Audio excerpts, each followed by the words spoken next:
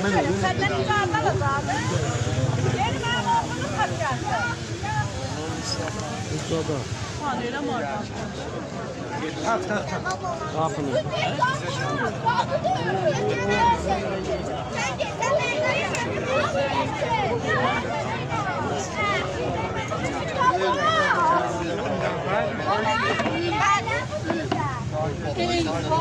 Ben demişim mahalli hemsayeye diyesem kuzu.